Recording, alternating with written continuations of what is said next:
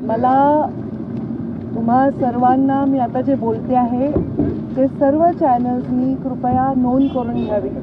गेले काही आठवडे झाले जेव्हापासून मी शपथ घेतली आहे या विषयावर मी वेळोवेळी व्यक्त झालेली आहे आणि आज मी सकाळी गव्हर्नर साहेबांबरोबर निघाले होते। तोपर्यंत विमानामधून उतरेपर्यंत मला महाराष्ट्रामध्ये मुंबईमध्ये काय चाललंय हे मला नागपूरमध्ये माहीत नव्हतं। आपण मला जे एकदम माईक लावून प्रश्न विचारला तोपर्यंत मला अजून कल्पना नाही, अजूनही माझं कोणाशी मुंबईत बोलणं झालेलं नाही। पण एखादी इंस्टाग्रामवरची गोष्ट बघून माझ्या लक्षात आलंय की मुंबईत काय चाललंय आणि त्याच्या निमित्ताने आपल्याला, कारण मी पंकजा गोपीनाथ मुंडे आहे म्हणून या विषयावर मी व्यक्त होणं आपली अपेक्षा आहे, त्याप्रमाणे मी व्यक्त होत आहे। मी जे व्यक्त होत आहे त्याचा आपण सर्वांनी सन्मान ठेवावा।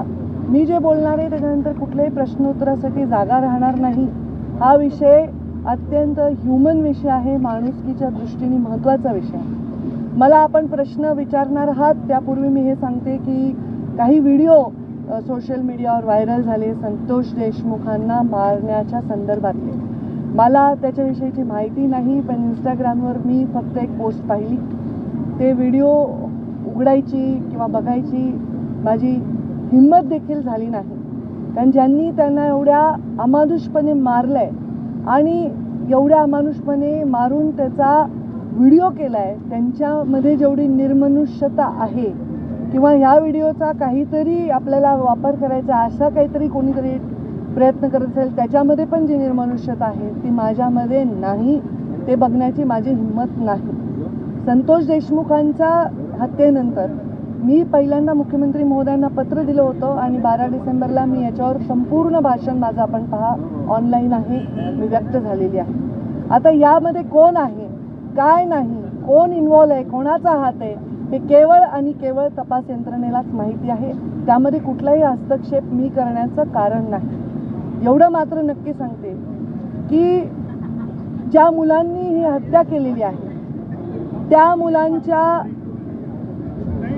मुळे समस्त राज्यातील समाज ज्यांचा काहीही दोष नाही तो सुद्धा मान खाली घालून गंभीरपणे वावरत आहे। खरं तर त्या समाजाची जी मुलं आणि ज्याची हत्या झाली त्याची एवढी निर्घृण हत्या झाली त्यामुळे तो समाज एका आक्रोशात वावरत आहे। खरं तर समाज आणि जात याच्यावर बोलायची गरज नाही, पण आता परिस्थितीच अशी आहे प्रत्येक गोष्ट जातीवर जाते। गुन्हेगाराला कुठलीही जात नसते, अमानुषपणे कोणाला निर्दयीपणे संपवणाऱ्याला कुठलीही जात नसते आणि त्याच्यावर एक निर्णय घेणाऱ्या राज्यकर्त्याला सुद्धा जात नसली पाहिजे। जेव्हा या खुर्चीवर आम्ही बसलो, मी बसले तेव्हा मी एक शपथ घेतलेली आहे, आमदारकीची शपथ घेतलेली आहे। कुठलाही ममत्व भाव न बाळगता, कोणाविषयी कसलाही आकस किंवा द्वेष न बाळगता काम करायला पाहिजे यावर मी ठाम आहे। संतोष देशमुखांच्या झालेल्या निर्घृण हत्येवर निषेध व्यक्त करताना मी मनापासून क्षमा मागते त्याच्या आईची, कारण ज्या मुलांनी ही निर्घृण हत्या केली आहे ते माझ्या पदरात असते, माझ्या पोटचे असते तरी मी हेच म्हणले असते की त्यांना कडक शासन करा।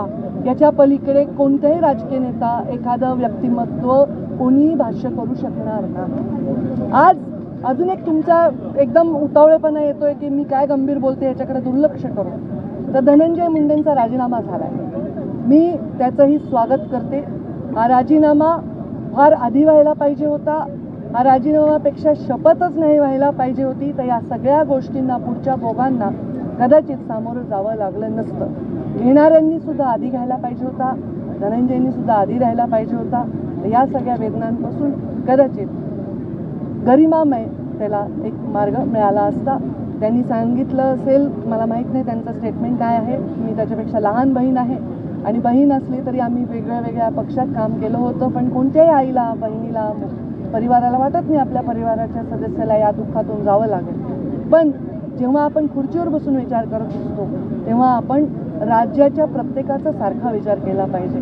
त्या पोराच्या परिवाराच्या, त्याच्या जीवाच्या वेदनांपुढे हे काहीही मोठा निर्णय नाही आहे, त्यांनी तो घेतलाय, ते योग्यच केलेला आहे। मला वाटतं देर आहे दुरुस्त आहे।